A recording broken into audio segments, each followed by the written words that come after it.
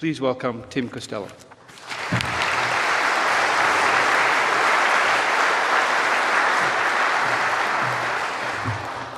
Thank you for that introduction. It's pretty much as I wrote it, really.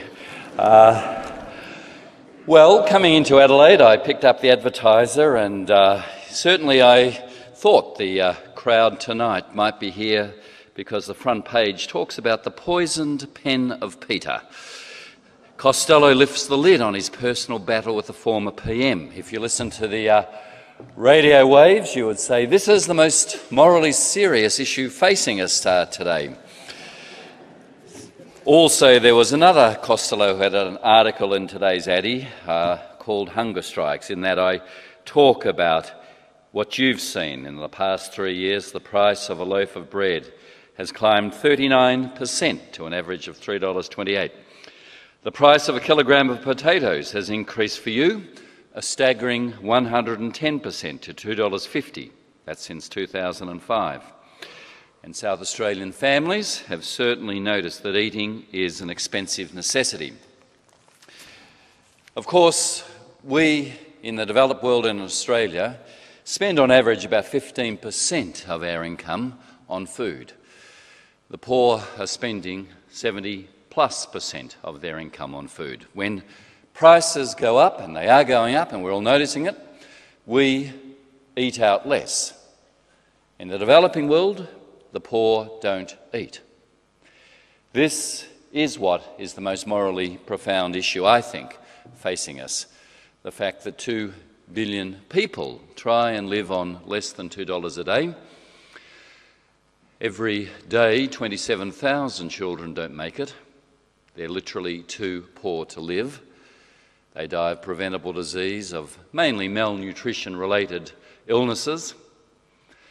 And we rarely ever talk about it.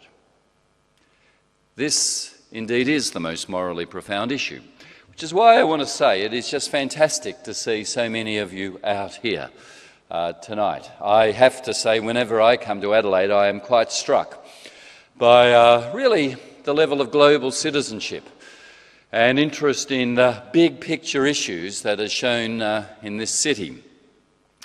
It is against the tide, by the way.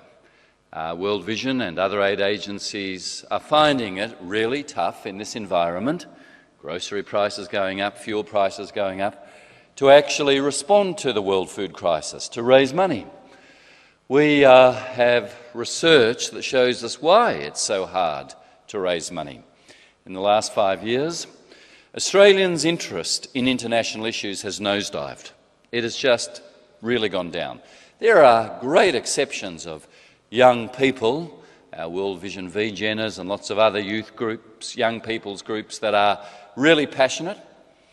What has gone up massively is Australians' interest in what's happening here.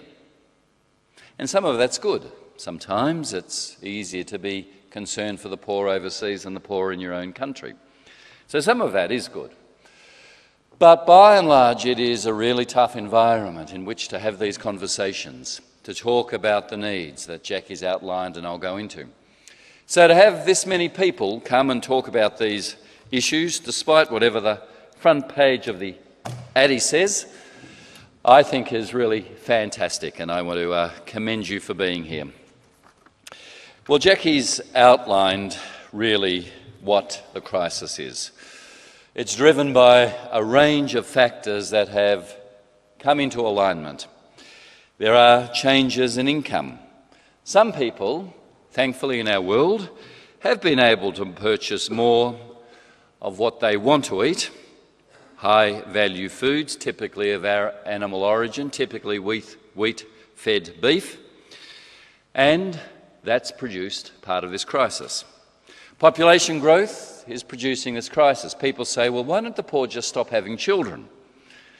What we know for a fact is when Australia was poor 50 to 100 years ago and family size was 6 to 8 to 10 kids, what actually reduced population growth here was lifting ourselves out of poverty.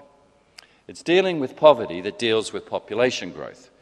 Doing it the other way around is impossible unless you have an utterly authoritarian government like the Chinese Communist government, and there are very few of us that will actually say, well, we want those sorts of governments, lifting people out of poverty is the only sure way to actually deal with the population growth. Other impacts are urbanisation, speculation. Yes, there has been for the last 2 years great activity by institutional investors in food commodities markets in order to diversify their portfolios and increase their exposure to assets whose prices have been rising rapidly. I have a bit of a moral issue about the short-term money markets investing in food. I think it's actually pretty dangerous. The other factors are declining agricultural productivity and declining application of agricultural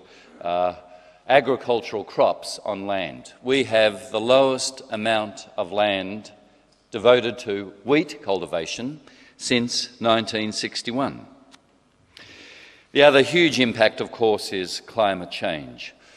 One of the difficulties is actually linking climate change and poverty. I keep talking about climate poverty, but people don't get that. We understand in Australia, with a 1 in 1,000 year drought, that climate change is affecting us probably. We understand the intergenerational issues, saying to address it, we must hand on a world to our grandkids. We understand the internal equity issues. Those who are poorest aren't near the public transport systems usually, and their homes don't have the best energy efficiency, and they find it hard to reduce their carbon footprint. We understand the internal equity debates, and any emission trading scheme is going to deal with those internal equity schemes, as the Rudd government's been talking about. What people don't connect at all, which is actually the biggest and most profound connection, is that climate change is inducing greater poverty. In 1950, when World Vision started, there were 50 natural disasters in our region, Southeast Asia. In 2006, there were 250 natural disasters. Cyclones, and when I went up to Burma after Cyclone Nargis, the collective wisdom was cyclones don't hit Burma, they go unfortunately to Bangladesh. And people couldn't believe this. We are seeing massive needs to respond in a humanitarian way because of climate change. And of course, the response has been, without thinking about the equity issues internationally, a very myopic response. We've said, great, the move to biofuels is the answer. When Richard Branson announced that he would fly Virgin aeroplanes by 2015 solely on biofuels, we all applauded.